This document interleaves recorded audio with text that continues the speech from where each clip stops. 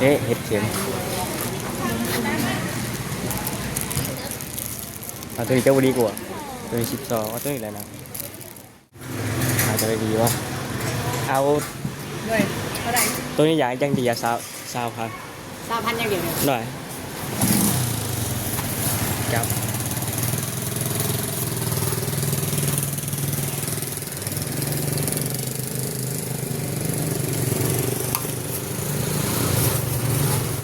สวัสดีทุกคนที่มีสิพาเขา เขาเลาะตลาดรักแปดครับเดี๋ยวขับไปหาซื้อเฮ็ดจะมาแกงหน่อไม้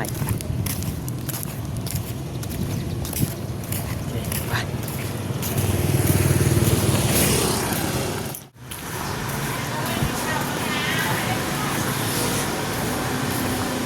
อันนี้หมอเห็นมันยึดอยู่หมดเลยแหละเขามาเขาขาย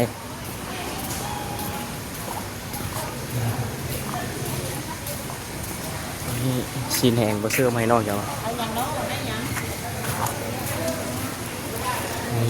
อันนี้อันนี้เด้ออ๋อเก็บแล้วก็ได้วะเขาเห็นมาทางออกมันที่เห็ดเข็มบออยู่ห่างนะยางหลอกไปก่อนนะเห็ดเข็มเอาตัวนี้เจ้าบุรีกว่าตัวนี้12เอาตัวนี้อะไรนะลุกไป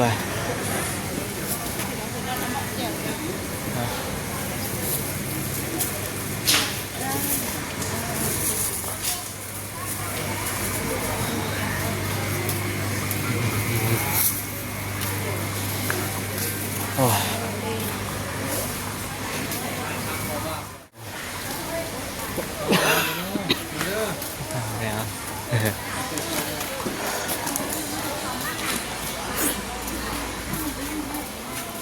ได้ยังต่อ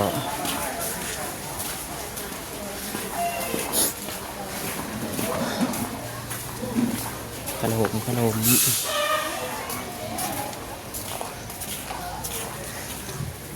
ไปโอเคนะครับซื้อขนมก่อน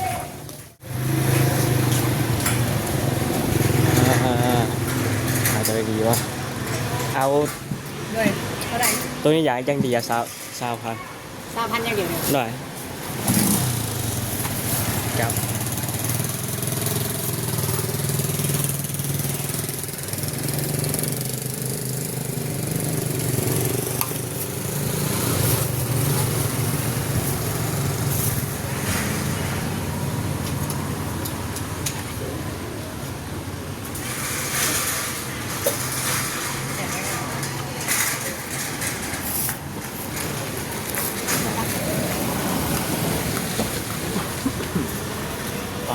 เงินบริเหี่ยวนะ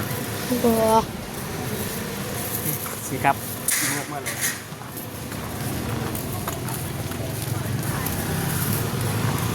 มา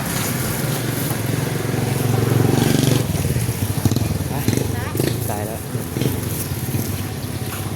โอเคสิครับเมื่อไรเว้ยไปงานหลอดถั่วกับบริษัทยังหลายเนี่ยโอเคไปเจอกันใหม่คลิปหน้าเว้ย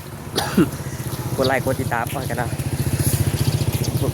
ยังบริษัทเป็นไข่หักแต่ยังมาถ่ายคลิปเสร็จเชียร์นี่อยากแปลกๆหน่อยนึงโอเคไปแล้ว